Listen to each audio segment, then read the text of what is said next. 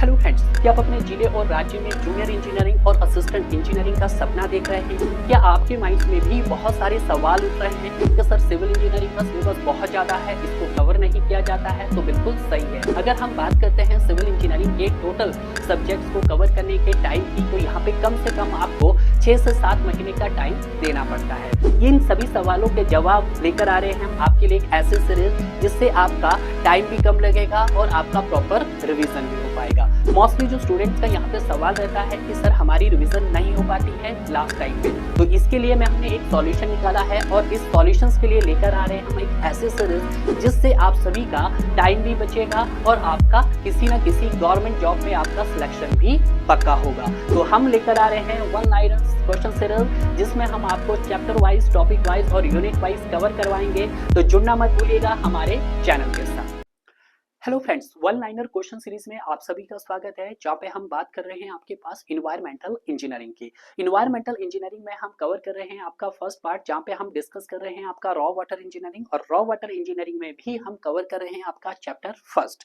Chapter first के हमने already 4 topics cover कर लिए हैं और आपने भी इन सभी टॉपिक को बहुत अच्छे से कवर कर लिया होगा। आज हम बात करेंगे आपके पास 5th टॉपिक की, जहाँ पे हम डिस्कस करेंगे आपके पास total water required by a towns. अब total waters required by towns के जितने भी सवाल आपके एग्जाम के अंदर पूछे जा सकते हैं, उन सभी सवालों का जवाब तो हम कवर करेंगे ही करेंगे, बट पहले हम जानेंगे कुछ वेरियस इंपॉर्टेंट कोडल प्रोविजन के बारे में। यहाँ पे जो मोस्टली जो हम कोड का डाटा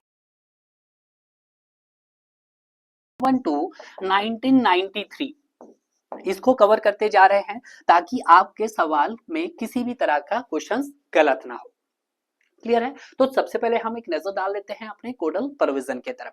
अगर हम बात करते हैं आपके पास टाइप्स ऑफ डिमांड की, तो हमारे पास वेरियस टाइप्स की डिमांड होती है, जिसमें हम बात करते हैं आपके पास डोमेस्टिक डिमांड, सेकंड आता है industrial and commercial demand, third आता है आपका पब्लिक यूज, और लास्ट में आता है आपका लॉसेज एंड थेफ्ट्स के बारे में हम डिस्कस करते हैं। अगर हम बात करते हैं डोमेस्टिक डिमांड का, तो डोमेस्टिक वाटर डिमांड जो होता है आपके पास, वो टोटल वाटर डिमांड का कितना होता है सर? आपके पास 50 to 60% होता है। इसके दो कैटेगरीज आते हैं, एक आता है आपके पास LIG फैमिली और दूसरा आता है HIG फैमिली। LIG फैमिली को हम विदाउट फ्लशिंग सिस्टम काउंट करते हैं, जबकि HIG फैमिली को हम विद फ्लशिंग सिस्टम काउंट करते हैं। HIG मतलब हाई इनकम ग्रुप, LIG मतलब लो इनकम ग्रुप। तो अगर बात की जाए डोमेस्टिक की, तो LIG में कितना रहता है? 135, जबकि HIG में कितना रहता है सर? 200। उसी तरह से हम बात करते हैं इंडस्ट्रियल एंड कमर्शियल। तो industrial and commercial water demand जो होता है, टोटल वाटर डिमांड का कितना होता है सर? 20 से 25%। विदाउट फ्लशिंग सिस्टम में इसकी रेंज रहती है 70 LCD की, और जबकि विद फ्लशिंग में रहती है सर 70 LPC। दोनों में सेम रहता है। अगर हम बात करते हैं पब्लिक यूज, तो पब्लिक यूज जो रहता है टोटल वाटर डिमांड को कितना रहता है? 5 से 10% रहता है। विदाउट फ्लशिंग सिस्टम में 10 LPCD, जबकि विद फ्लशिंग सिस्टम में भी 10 LPCD रहता है। वहीं हम बात करते हैं लॉसेज एंड थेफ्ट, तो टोटल वाटर डिमांड का कितना रहता है सर? 15 से 20% रहता है। अगर हम बात करते हैं LIG में इसका रेंज 55 रहती है, HIG में भी इसकी रेंज 55 रहती है। अगर हम बात करते हैं टोटल, तो LIG के लिए जो टोटल वाटर डिमांड आता है आपका 270 आता है, जबकि फुल फ्लशिंग सिस्टम में 335। तो मैंने आपको पहले भी बताया था कि पहला इंपॉर्टेंट नोट्स मैंने आपको लिखाया था कि कितनी रेंज होती है सर आपके पास? 270 से लेकर 335 LPCD होती है डियर। अब सवाल ये भी कहा था मैंने कि सर ये 270 कब सर? ये LIG के लिए, और 335 कब सर? HIG फैमिली के लिए। क्लियर है? हमने ऑलरेडी डिस्कस कर चुके हैं ये पॉइंट्स, तो ये आपने ध्यान रखना है। बट यही रेंज अगर हम बात करते हैं USA में, तो ये रेंज कहां तक जा सकती है सर? 400 LPCD तक जा सकती है। क्लियर है? ये बात आपको ध्यान रखना है। तो इसी के बेस पर आपके सवाल है जो एग्जाम में पूछे गए हैं। पहला बोला है कि to compensate for losses and theft wastage of water in an allowance provide, कि जो आपका लॉसेज और थेफ्ट जो रहता है, लॉसेज एंड थेफ्ट, उसमें कितना रहता है? परसेंटेज में पूछा है। तो परसेंटेज में मैंने आपको अभी बताया लॉसेज एंड थेफ्ट में कितना होता है सर? 15 से 20% होता है टोटल वाटर डिमांड का। तो यहाँ पे ऑप्शन में भी दिख रहा होगा 15 से 20% रहता है। जो LIG और HIG में इसकी वैल्यू कितनी रहती है? तो अगर मैं दोनों ही कैटेगरी बताता हूँ, LIG हो चाहे HIG हो, दोनों के केस में ये कितना रहता है सर? 55 LPCD रहता है। कितना रहता है सर? 55 LPCD रहता है। तो यहाँ पे भी आप लिख सकते हैं 55 LPCD। गलत नहीं होना चाहिए आपका सवाल। 55 सिर्फ चेंज एक के अंदर है, वो है डोमेस्टिक के अंदर। डोमेस्टिक में भी अगर आप देखते हो, तो सबसे बड़ा जो रीजन आता है वो बाथिंग में आता है, क्योंकि जो अगर चाइजी फैमिलीज की अगर हम बात करते हैं ना, तो वहाँ का जो लिविंग स्टैंडर्ड होता है वो थोड़ा हाई होता है, फुल फ्लशिंग बाथ्स वहाँ पे बनाए जाते हैं, स्विमिंग पूल्स वगैरह होते हैं, तो कहीं ना कहीं बाथिंग के केस में जो पानी का जो रिक्वायरमेंट होता है एचआईजी फैमिली में वो ज्यादा हाई होता है। क्लियर है? बट एलआईजी में ऐसा कुछ नहीं होता है डियर। ठीक है भाई, बिल्कुल सही सर। तो ये आपको कंसेप्ट क्लियर हुआ होगा बिल्कुल। तो यहाँ पे जो आपका आंसर होगा वो 15% होगा, 15 से 20%। नेक्स्ट सवाल पूछा गया है, total water required of A city is generally assessed on the basis of, किसके आधार पर?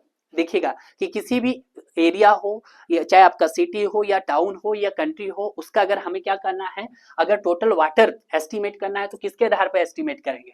तो उसको हम मैक्सिमम हावरली डिमांड पे बेस्ड होगा। किस पे होगा? MHD, मैक्सिमम हावरली डिमांड पे बेस्ड होगा। क्लियर है? What demand of city include, देखिएगा कि जो आपके सिटी की डिमांड उसमें किस किस तरह की डिमांड हो सकती है। तो मैंने अभी बताया सर आपके पास डोमेस्टिक वाटर डिमांड हो सकता है, बिल्कुल, तो आपका डोमेस्टिक हो गया है। उसके बाद sir commercial and industrial water demand हो सकता है। नेक्स्ट आता है सर आपका फायर डिमांड हो सकता है, पब्लिक यूज हो सकता है, एंड लॉसेज एंड थेफ्ट हो सकता है। ठीक है, तो ये भी आप काउंट कर सकते हैं। तो यहाँ पे ये भी मैं लिख सकता हूं सर, लॉसेज एंड थेफ्ट। ठीक है, तो ये आपको ध्यान रखना है। तो ये मैंने सारे के सारे आपको डिस्कस भी करवा दिए हैं और आपको बता भी दिए हैं। नेक्स्ट देखते हैं आपके पास next question number 4। Question number 4 क्या बोल रहा है कि in the designing of water works for a city to meet the water demand for public use, provision of about total consumption is made। अब किसकी बात कर रहा है आपके पास? वो पब्लिक यूज की बात कर रहा है। तो देखिएगा अगर पब्लिक यूज पे जाएंगे आप, तो public use total water demand का कितना होता है? 5 से 10% होता है। कितनी रेंज होती है सर? एलआईजी हो चाहे एचआईजी हो, 10 एलपीसीडी रहेगा। तो यहाँ पे अगर मैं बात करता हूँ, सबसे पहले मैं इसकी रेंज बताता हूँ। तो रेंज जो रहती है सर आपके पास ये 5 से 10% होता है। चाहे हम एलआईजी फैमिली की बात कर लेते हैं, चाहे हम HIG फैमिली की बात कर लेते हैं, इसकी रेंज कितनी रहती है सर आपके पास? 10 LPCD रहती है। तो ऑप्शन में आपके पास कहीं ना कहीं होगा, तो आपके पास परसेंटेज में दिया है, मैक्सिमम पे जाना हमें, तो आपके पास 10%। क्लियर है? Yes sir. नेक्स्ट देखते हैं, the total water consumption including, आपके पास डोमेस्टिक भी है, आपके पास कमर्शियल भी है, आपके पास सर कमर्शियल एंड इंडस्ट्रियल दोनों को मिलाया गया है। Demands for average Indian people, average Indian people का मतलब वो एलआईजी फैमिली की बात कर रहा है, एलआईजी फैमिली। तो टोटल में हमने काउंट किया था सर 270 से लेके कितना सर? 335 LPCD के बीच में। तो यहाँ पे ऑन एन एवरेज की बात कर रहा है, तो हम किस पे जाएंगे सर? हम 270 पे जाएंगे। क्लियर है? Yes sir. नेक्स्ट देखते हैं कि water demand for public as compare to total demand, keep this design of water works for a city. कि जो आपके पास क्या होता है, पब्लिक यूज जो होता है वो टोटल वाटर डिमांड का कितना होता है?